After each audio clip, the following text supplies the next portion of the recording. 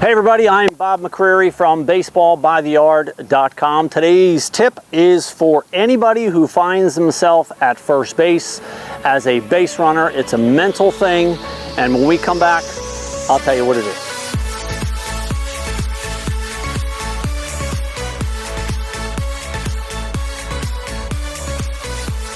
All right, folks, welcome back. Okay, so I find myself at first base, and there's obviously a number of physical things that I have to do on how to take my lead and run the bases, angles, all that good stuff. But there's one mental thing that all base runners here at first base have to do, regardless of how many outs there are, but especially with 2 outs, okay? When I was coaching, when I would coach third base, one of the things I would always tell a runner at first base, I'd yell across the field and I'd say, hey, ball in the gap, you're scoring, okay?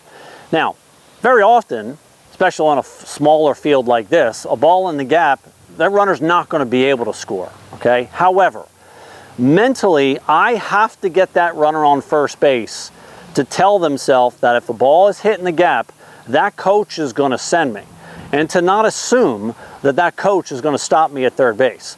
I see this quite a lot, even on TV in the major leagues. You get some runners who maybe aren't that fast, not that good of base runners.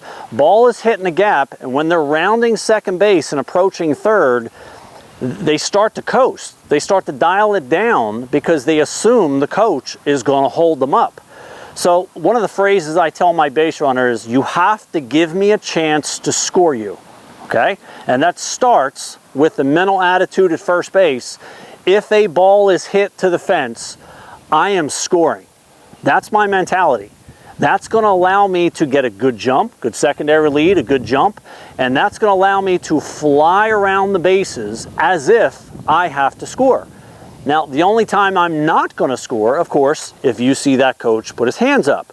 But we can't assume the coach is going to put his hands up. You can't dial it back. You can't start to drift and coast, because if that coach needs you to score, you're going to be out.